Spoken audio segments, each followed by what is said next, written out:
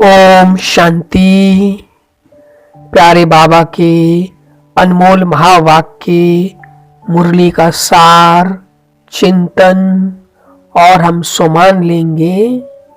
आज 16 जनवरी 2025 की मुरली है, 16 जनवरी 2025 की। बाबा ने सार में कहा, मीठे बच्चे याद का चार्ट रखो। जितना जितना याद में रहने की आदत पड़ती जाएगी उतना पाप करते जाएंगे। कर्मातीत अवस्था समीप आती जाएगी।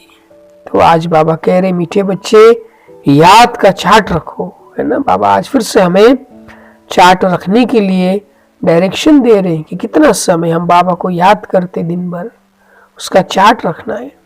और जितना जितना बाबा कह रहे याद में रहने की आदत पड़ती जाएगी उतना ही पाप करते जाएंगे और कर्मातीत अवस्था समीप आती जाएगी। तो याद से हमारे पाप करते जाएंगे और हम कर्मातीत अवस्था के समीप आते जाएंगे। और कर्मातीत सो फिर फरिश्ता बनते हैं, जैसे ब्रह्मा बाबा भी कर्मातीत बने फिर फरिश्ता बने। तो कर्मातीत अवस्था भी हमारी बनती जाएगी। कोई भी अच्छे बुरे का इफेक्ट नहीं होगा हम आत्माओं में, कोई भी कर्म हमें नहीं खींचेगा, कोई कर्म भोग भी नहीं खींचे। ऐसी स्थिति बाबा कहते हमें कर्मातीत स्थिति बनानी है। तो जरूर इस मुरली के सार से हम अपने अभ्यास के लिए भी कोई ना कोई सोमान अवश्य तैयार करें। जैसे मैं कर्मातीत आत्मा हूं, मैं कर्मातीत आत्मा हूं। फिर आज प्यारे बाबा ने हमें मुरली में प्रश्न पूछा है, चार्ट ठीक है व नहीं, इसकी परख किन 4 बातों से की जाती है। चार्ट ठीक है व नहीं, याद का चार्ट है ना, तो इसकी परख किन 4 बातों से की जाती है। तो किन 4 बातों से परख सकते हैं कि किसी का भी चार्ट ठीक है या नहीं। तो जरूर आपको भी इसका उत्तर आया होगा। प्यारे बाबा ने वो 4 बातें कही हैं। पहला, आसामी, मतलब बहुत प्रसन्न भरपूर अनुभव होगा। दूसरा, चलन, चलन रॉयल। तीसरा, सर्विस, श्रेष्ठ होगी। और चौथा, खुशी, है ना, सदा खुश रहेंगे। तो बाप दादा इन 4 बातों को देखकर बताते हैं कि इनका चार्ट ठीक है या नहीं। जो बच्चे म्यूजियम या प्रदर्शनी की सर्विस पर रहते, जिनकी चलन रॉयल है, अपार खुशी में रहते हैं, तो जरूर उनका चार्ट ठीक होगा। तो बाबा ने प्रश्न पूछा था, चार्ट ठीक है व नहीं, इसकी परख किन 4 बातों से की जाती है। तो उत्तर में बाबा ने कहा, पहला आसामी, दूसरा चलन, तीसरा सर्विस और चौथा खुशी। बाप दादा इन 4 बातों को देखकर बताते हैं कि इनका चार्ट ठीक है या नहीं। जो बच्चे म्यूजियम या प्रदर्शनी की सर्विस पर रहते हैं, है ना, जो बाबा के चित्र को समझाने की जो सेवा करते हैं और जिनकी चलन रॉयल है और अपार खुशी में रहते हैं, तो बाबा कहते हैं तो जरूर उनका चार्ट ठीक होगा, क्योंकि उसमें सर्विस भी आ गई, चलन भी आ गया, खुशी भी आ गई, तो प्रसन्नता भी आ गई, तो जरूर उनका चार्ट भी ठीक होगा। तो हम सब भी बाबा के बच्चे, है ना, इन 4 बातों में पास है ना सब। तो जरूर आज अपना चार्ट देखें और इन सभी बातों में हम पास है उसको भी जरूर देखें। और इस प्रश्न उत्तर से भी अपने अभ्यास के लिए कोई ना कोई सुमन अवश्य तैयार करें। जैसे मैं रॉयल आत्मा हूं, मैं रॉयल आत्मा हूं। फिर आज मुरली से पहले गीत बजा है, मुखड़ा देख ले प्राणी, है ना, मुखड़ा देख ले प्राणी। फिर सारी मुरली से आज प्यारे बाबा ने हमें धारणा के लिए मुख्य सार में कहा है, पहला पॉइंट, अपने चार्ट को देखते जांच करनी है कि कितनी पुण्य जमा है। आत्मा सतो प्रधान कितनी बनी है, ये दूसरा चेकिंग है। पहला तो कितना पुण्य जमा है बाबा ने कहा वो देखना है। दूसरा, आत्मा सतो प्रधान कितनी बनी है वो भी देखना है। याद में रहकर सब हिसाब किताब चुकत करने हैं। तो बाबा कह रहे याद में रह करके सब हिसाब किताब जो है वो चुकत करने हैं। तो धारणा के पहले पॉइंट में दो बातें तो बाबा ने चेकिंग के लिए कहा कि अपने चार्ट को देखते जांच करनी, चार्ट में क्या क्या देखना है कि कितना आज मेरा पुण्य जमा है। दूसरा, आत्मा सतो प्रधान कितनी बनी, मतलब सातों गुण है ना, जो आत्मा के 7 गुण है हम सब जानते हैं, ज्ञान शांति आदि आदि, वो सब कितने बने, तो उसको बाबा कहते हैं हमें जांच करनी चाहिए। और बाबा ने कहा याद में रह करके सब हिसाब किताब चुकत करने हैं। तो जरूर इस धारणा के पहले पॉइंट से भी हम अपने अभ्यास के लिए कोई ना कोई सुमन मनाए, जैसे मैं पुण्य आत्मा हूं, मैं पुण्य आत्मा हूं। फिर धारणा के सेकंड पॉइंट में बाबा ने कहा आज स्कॉलरशिप लेने के लिए सर्विसेबल बन बहुतों का कल्याण करना है, बाप का प्रिय बनना है, टीचर बन बहुतों को रास्ता बताना है। तो बाबा कह रहे स्कॉलरशिप लेने के लिए सर्विसेबल बन बहुतों का कल्याण करना है, बाप का प्रिय बनना है, टीचर बन बहुतों को रास्ता बताना है। तो जरूर इस धारणा के सेकंड पॉइंट से भी हम अपने अभ्यास के लिए कोई ना कोई सुमान बनाए। जैसे बाबा ने कहा ना, सेवा करके खूब कल्याण करना है, तो सुमान बना सकते, जैसे मैं कल्याणकारी आत्मा हूं, मैं कल्याणकारी आत्मा हूं। फिर आज प्यारे बाबा का हम बच्चों के लिए मधुर वरदान है, अपने फरिश्ते स्वरूप द्वारा सर्व को वर्षे का अधिकार दिलाने वाले आकर्षण मूर्त भवा। अपने फरिश्ते स्वरूप द्वारा सर्व को वर्षे का अधिकार दिलाने वाले आकर्षण मूर्त भवा। फिर वरदान के स्पष्टीकरण में आज बाबा ने कहा है, फरिश्ते स्वरूप की ऐसी चमकीली ड्रेस धारण करो जो दूर दूर तक आत्माओं को अपनी तरफ आकर्षित करे और सर्व को भिखारीपन से छुड़ाए वर्षे का अधिकारी बना दे। इसके लिए ज्ञान मूर्त, याद मूर्त और सर्व दिव्य गुण मूर्त बन उड़ती कला में स्थित रहने का अभ्यास बढ़ाते चलो। आपकी उड़ती कला ही सर्व को चलते फिरते फरिश्ता सो देवता स्वरूप का साक्षात्कार कराएगी। यही विधाता वरदातापन की स्टेज है। तो प्यारे बाबा ने कितना सुंदर आज हमें वरदान में कह रहे हैं कि फरिश्ते स्वरूप की ऐसी चमकीली ड्रेस धारण करो जो दूर दूर तक आत्माओं को अपनी तरफ आकर्षित करे और सर्व को भिखारीपन से छुड़ाए वर्षे का अधिकारी बना दे। तो ऐसी हमारी स्थिति हो, तो उसके लिए क्या चाहिए बाबा कह रहे, इसके लिए ज्ञान मूर्त है ना, सदा हमारा मूर्त कैसा हो, ज्ञान से भरा हुआ, सोच बोल कर्म। याद मूर्त, याद में सदा बना रहे और सर्व दिव्य गुण मूर्त, और सारे गुण हमारे मूर्त हमारे सीरत में दिखाई दे।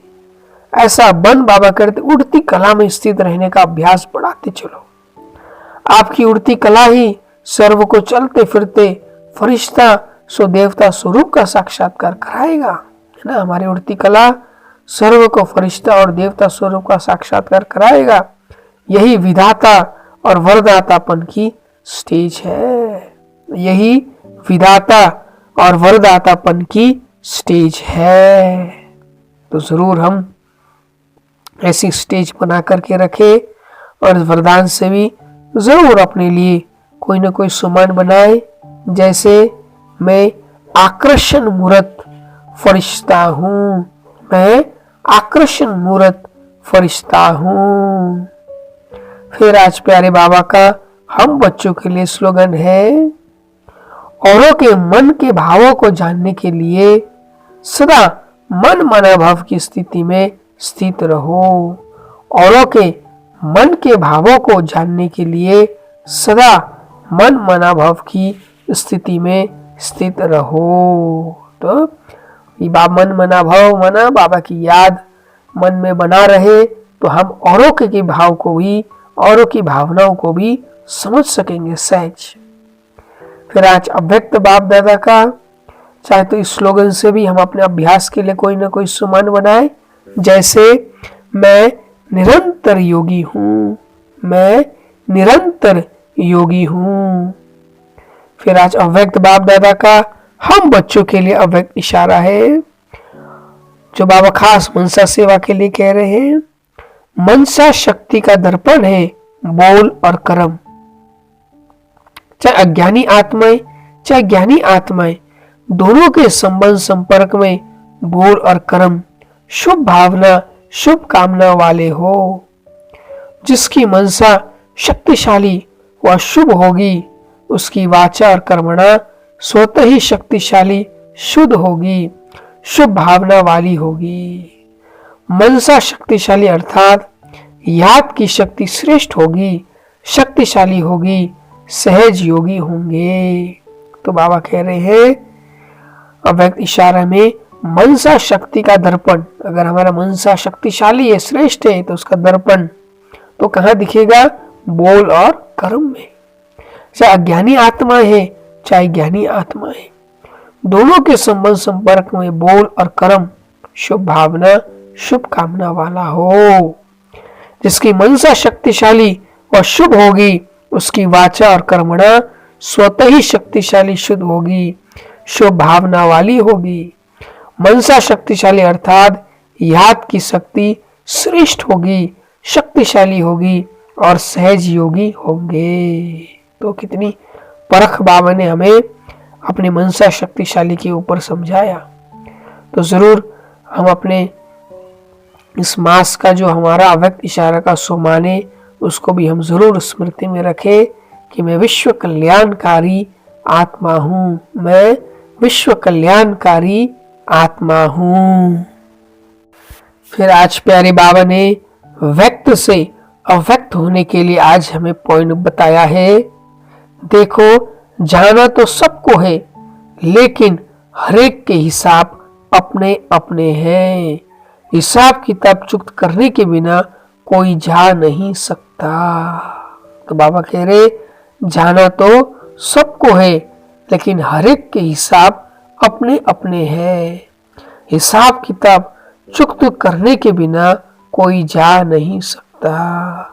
तो जरूर ये स्मृति में रखे कि हिसाब किताब तो चुक्त करना ही पड़ेगा, तो उससे हमें कोई नई बात नहीं लगेगी, हम और उसको सहज पार कर सकेंगे।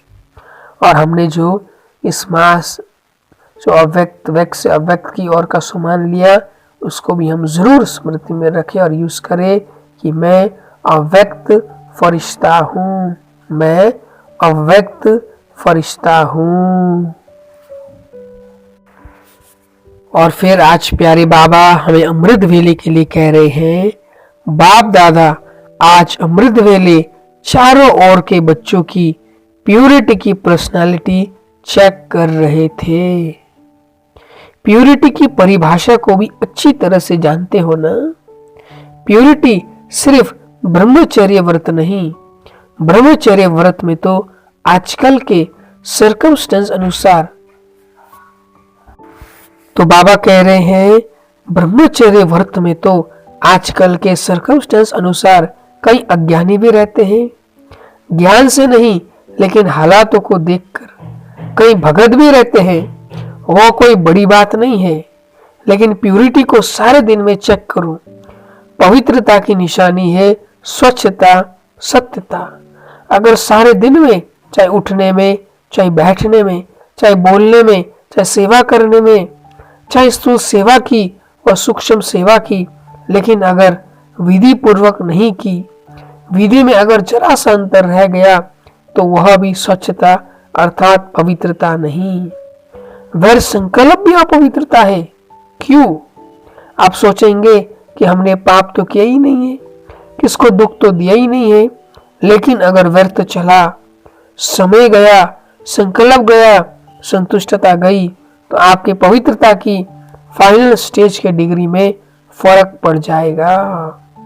16 कला नहीं बन सकेंगे, 15 कला, 14 कला, 13.5 कला नंबरवार हो जाएगा।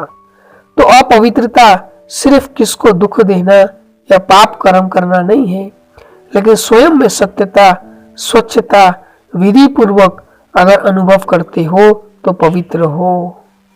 निकल गया, बोलना नहीं था लेकिन बोल लिया, तो इसको क्या कहेंगे? मालिक कहेंगे क्या?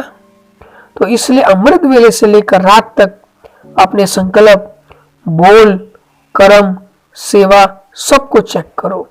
तो बाबा कह रहे अमृत वेले से लेकर रात तक अपने संकल्प, बोल, कर्म और सेवा सबको चेक करो।